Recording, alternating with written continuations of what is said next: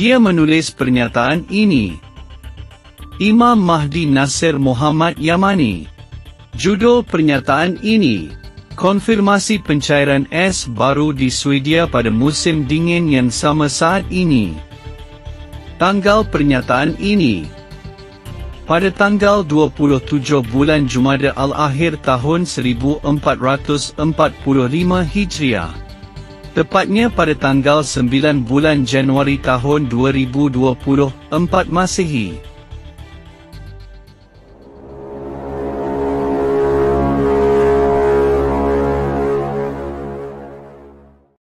Bismillahirrahmanirrahim.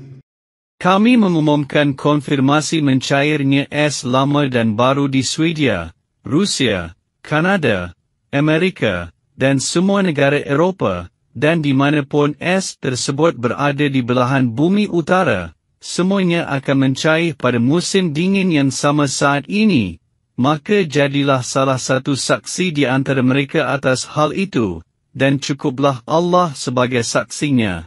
Alasannya cukup sederhana kerana planet Sakar kini mencairkan kutub utara pada saat-saat seperti ini, meskipun musim dingin telah tiba di kutub utara, adapun masa dingin es di kutub utara lari ke dunia lain, seperti yang telah kami beritahukan sebelumnya kepada anda. Salju akan mencair di Swedia dan di tempat lain, baik yang lama maupun yang baru. Kami menyatakan dengan sebenarnya bahawa semuanya akan mencair di tengah musim dingin saat ini kerana kenaikan suhu lagi di Swedia dan di tempat lain. Kami menyatakan dengan sebenarnya bahawa bumi akan mencair pada musim dingin yang sama saat ini kerana kobaran api neraka yang mendorong masa kutub yang sangat dingin ke seluruh dunia dari tepi kutub utara, maka dia mendorongnya menjauh kerana panasnya neraka Jahanam. Musim panas yang beracun dan panas semakin dekat, dan bayang-bayang mereka yang membara. Skim musim panas Sakar, biarlah mereka semua memberikan kesaksian pada dirinya sendiri, manusia dewasa, bahawa Tuhan akan menaikkan suhu planet bumi hingga 151 derajat Celsius. Maksudku bukan Fahrenheit, tapi Celsius. Jika menginginkan molekul panas, kami memiliki perhitungan khusus, yang setara dengan 15.100 sentuhan termal dibagi 100 sebagai berikut. 15.100 100 sama dengan 151 derajat Celsius, yang dianggap sebagai suhu Celsius yang disepakati secara internasional dalam ilmu fisika termal. Adapun ilmu tentang kadar molekul dalam Al-Quran disebut sentuhan termal, dan juga sentuhan sakar, artinya, panas sakar. Bagaimanapun, planet neraka masih membombardir kutub utara dengan sentuhan panasnya, sehingga masa dingin kutub utara menyerbu ke arah anda, dan anda tahu betapa stabilnya suhu kutub utara di musim dingin, dan betapa stabilnya suhu kutub utara di musim dingin, 40 derajat Celsius di bawah nol.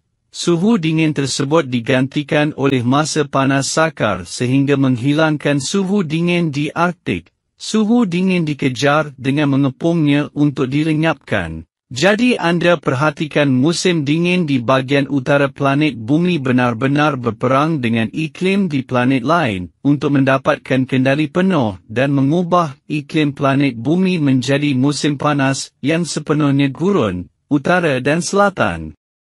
Musim panas dengan panas yang meleleh dan bayang-bayang asap yang panas dan gelap gulita semakin dekat. Maka kami telah memperingatkan anda agar tidak mengikuti para penghalang kebenaran, yang saling bertentangan dari para ahli klimatologi _ ahli meteorologi yang menipu manusia, dengan pengumuman mereka tentang musim dingin yang hangat pada tanggal 1 Januari 2024 Masehi.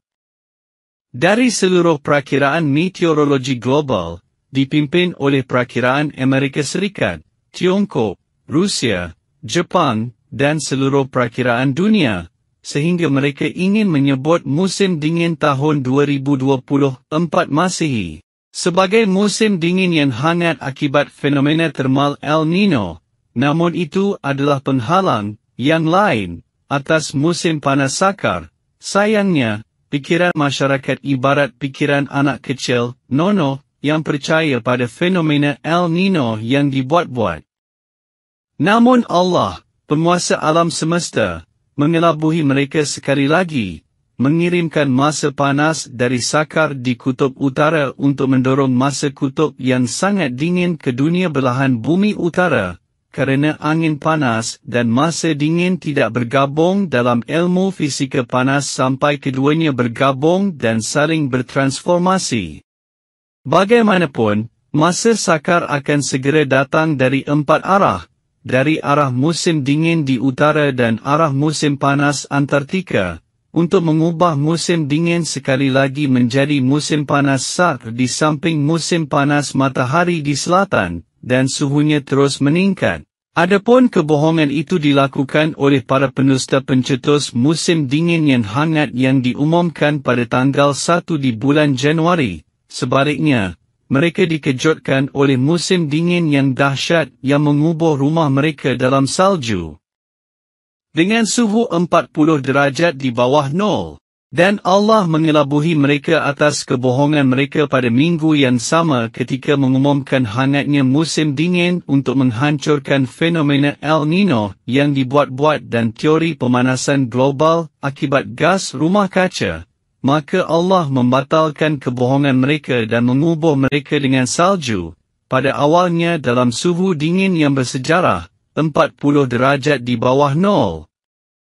Hal ini bertujuan agar Allah menghilangkan kepercayaan masyarakat terhadap ilmu-ilmu spekulatif mereka dan sekaligus menghancurkan teori El Nino dan teori pemanasan global. Bahawa siapa yang diselamatkan akan hidup dengan bukti yang jelas, dan siapa yang binasa akan binasa dengan bukti yang jelas. Kemudian Allah kembali menaikkan panasnya untuk mengembalikan musim panas sakar kepada mereka.